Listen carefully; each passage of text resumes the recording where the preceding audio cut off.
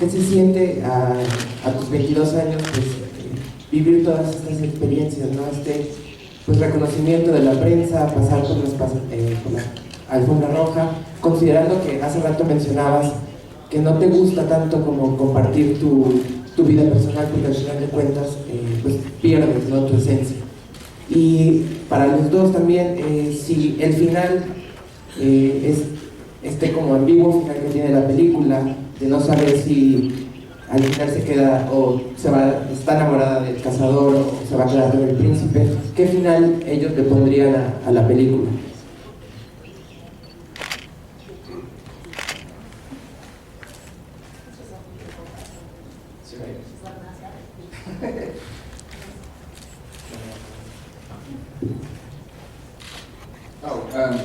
I'll answer the second question first for you.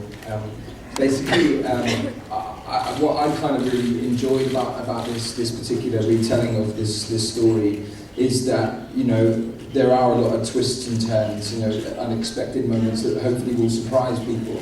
You know, you don't want to go and see the same film that, you know, that has been done 700 times before. What we've done here is we have you know, rediscovered a lot of the storylines. The images are still there, the images that, you know, we're all familiar with, the apple, the kiss. These are things that we've all grown up kind of remembering and we'll always remember. And, you know, all those images are still very much alive and, you know, well in the story. The fact that the ending is left open-ended, you know, all I can say is I hope they do another one, you know, because I had so much fun doing this one. But, you know, I think it...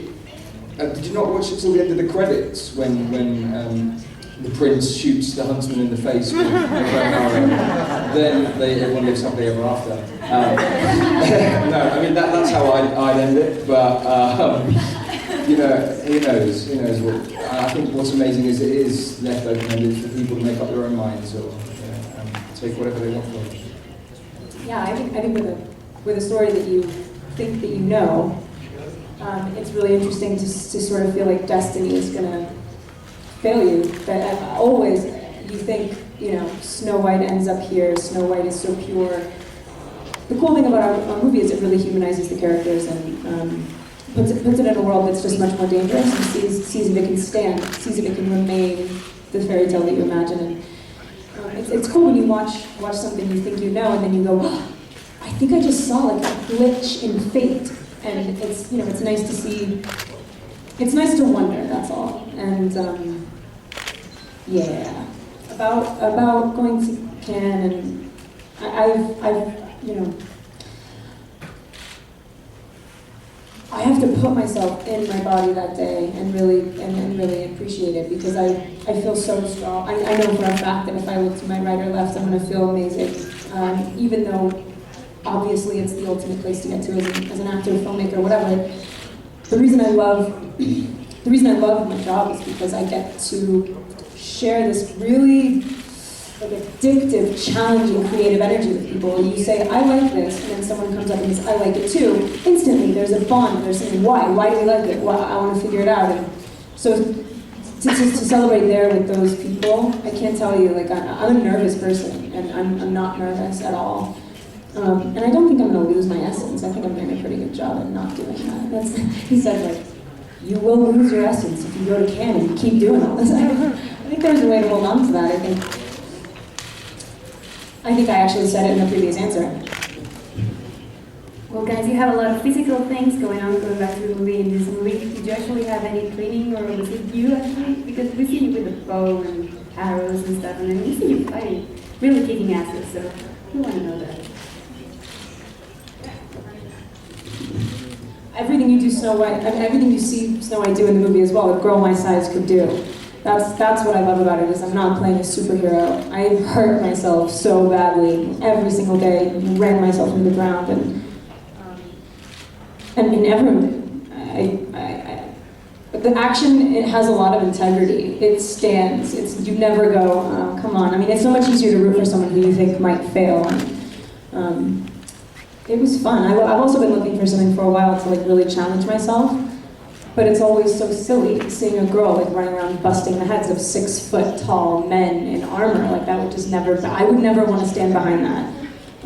But so I still got to really challenge myself and not be not be like that. I mean, for me, there was a huge amount of physical preparation. I mean, the part was very physically demanding, and I think the fact that I had to try and compete with Chris Hemsworth, who, you know, is Thor, was very, very tough. But, you know, luckily I had the opportunity to kind of work with some amazing stunt guys and, you know, horse experts and what have you, archery training, you know, the full shebang. You know, I definitely walked on and off set with bruises, you know, bumps, knocks, probably broken a few bones without even knowing it, I think, because every morning, you know, I'd have a bath the night before, kind of wanting to cry myself to sleep, and I'd wake up in the morning raring to go again. You know, I think when you love your job as much as, you know, I think pretty much all of us do. I think you can't help but love it and find it exciting to kind of get bruises. You know, they're battle scars. They truly do become your battle scars, and it's something I walk, you know, away from and kind of feel very proud of. So. My thumb is in an entirely different shape than it was when I started. And colour. Muy bien, la siguiente pregunta es de Noemí Trejo de Seguidor Noticias.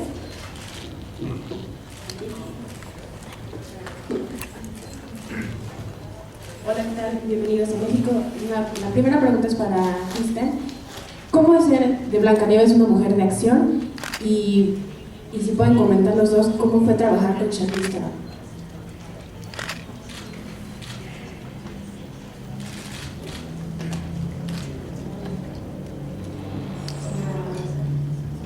I think that when I started, I was really excited to learn all of the sword fighting, you know, full-on choreography fight scenes. I think I learned one, and as soon as the director saw it, he was like, no, let's tone that one down. You look like a ninja. That's not what we're after. I think to play somebody who doesn't actually seek the satisfaction in the action that she's carrying out. Usually you watch action movies, it's kill, kill, kill. It's really interesting to watch.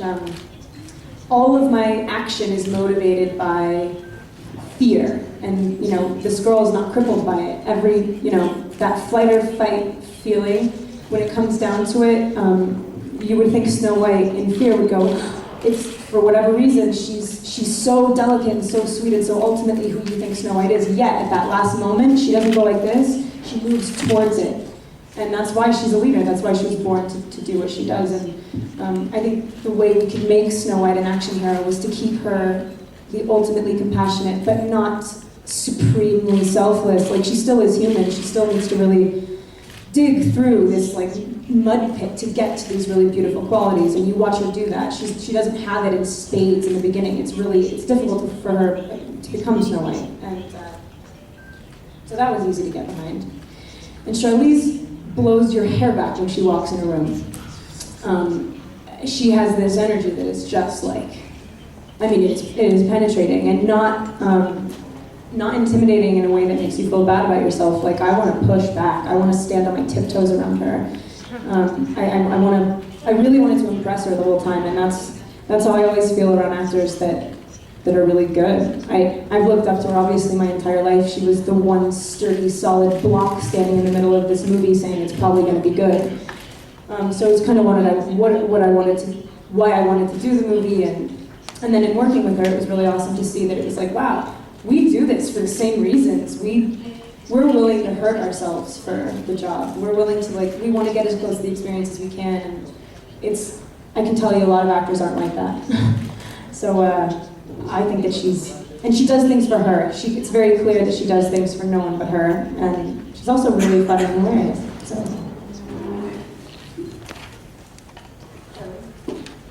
I'd never actually crossed paths with Charlize on set. I mean, for obvious reasons, I did sort of observe her work, you know, kind of whilst I was approaching, you know, one particular scene. So just having the opportunity to kind of watch her in action, you know, you can't help but feel very lucky and privileged. You know, she's been somewhat an inspiration to a lot of upcoming actresses or whatever because of, you know, her fantastic performances. And yeah, she doesn't mind looking ugly, you know, and for a beautiful girl, that's I'm sure that's very rare. Like, but she, you know, she's not afraid of people not liking the character, or, you know, she always sort of finds a way of making, or understanding why people are making those choices. And I think that the great thing is, especially, you know, about both of them, both Snow White and Queen Ravenna, you know, both the actresses playing them, you know, they've approached it in such a strong way, and, you know, I think it really shows on screen personally. Alejandra García de TV Joven. Hola, bueno, bienvenidos a México y bueno, nos gustaría escuchar alguna experiencia o algo, un momento especial que vieron en el set durante la grabación de esta película, y también me gustaría, bueno, saber si saben hablar español o alguna palabra que sepan.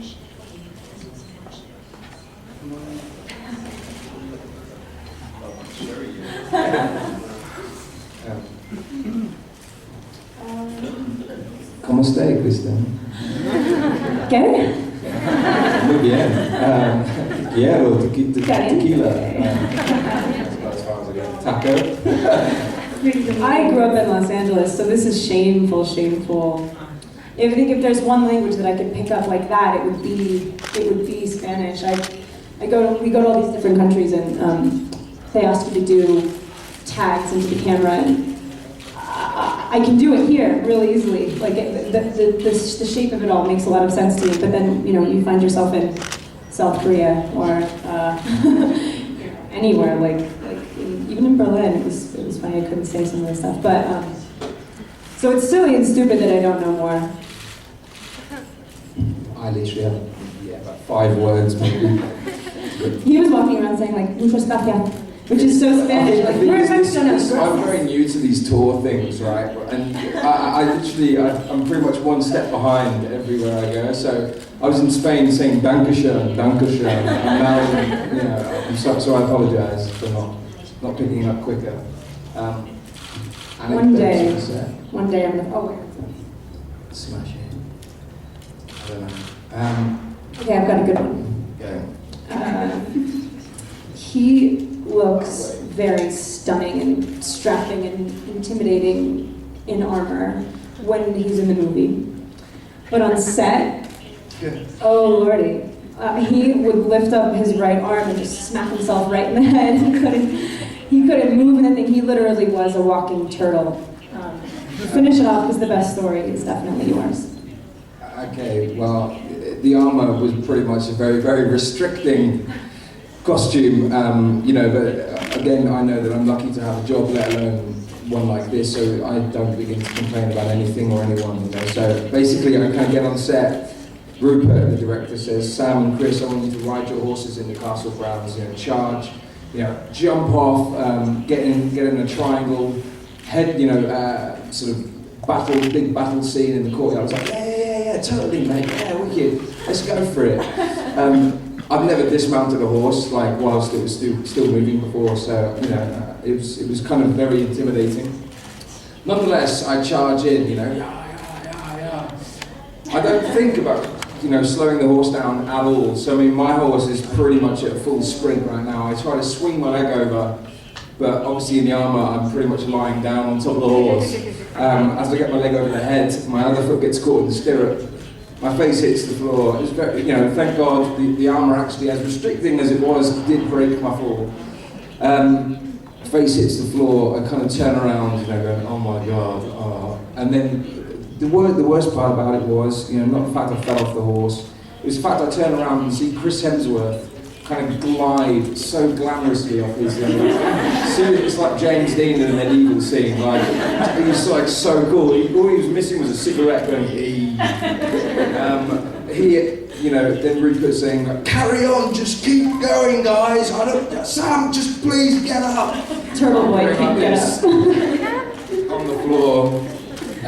Thank God for Chris Hemsworth, you know, without him I probably wouldn't be standing today, so, yeah, I mean, he kind of lifted me up. We tried to carry on, but I think the laughter was a bit too much.